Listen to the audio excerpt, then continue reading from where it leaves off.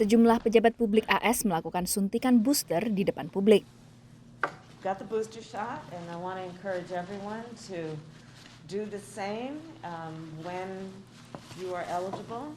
Bahkan ada pula yang melakukan suntikan lanjutan mereka dengan mencampur merek lain dari vaksin sebelumnya. I had any problems with J&J. In fact, it went beautifully. But to make the point about the opportunity to mix and match.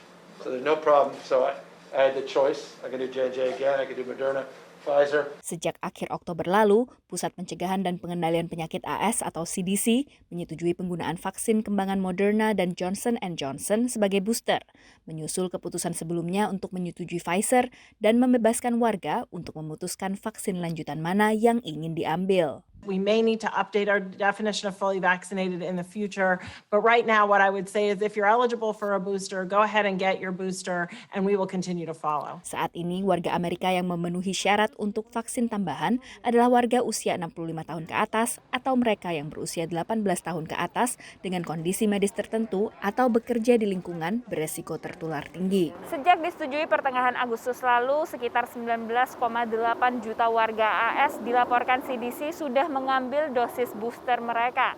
Meski kampanye untuk mengambil dosis booster ini sangat gencar, namun hanya 67% dari warga AS di atas usia 12 tahun yang sudah disuntik dengan vaksin dosis pertama mereka.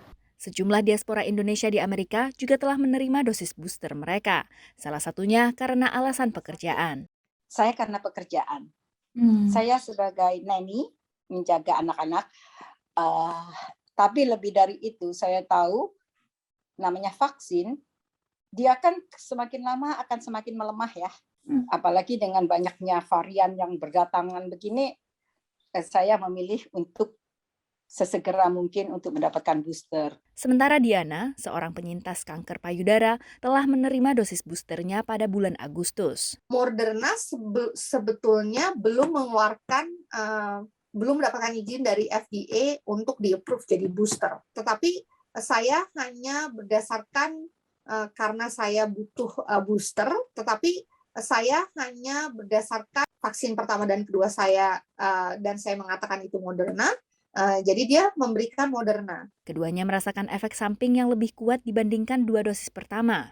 Karena memang efeknya memang bikin KO benar-benar itu sakit banget. Ketiak kanan saya, di mana vaksin disuntikan, itu sangat sakit, dan itu sangat mengkhawatirkan karena sebagai cancer survivor, benjolan atau sakit di bawah ketiak itu sesuatu yang sangat menakutkan. Data awal CDC menunjukkan penerima dosis ketiga vaksin punya efek samping serupa ketika mereka menerima dosis vaksin kedua dari vaksin sebelumnya. CDC juga tidak menemukan efek samping yang terjadi pada penerima dosis booster vaksin COVID-19. Dari Washington DC, Virginia Gunawan dan tim VOA.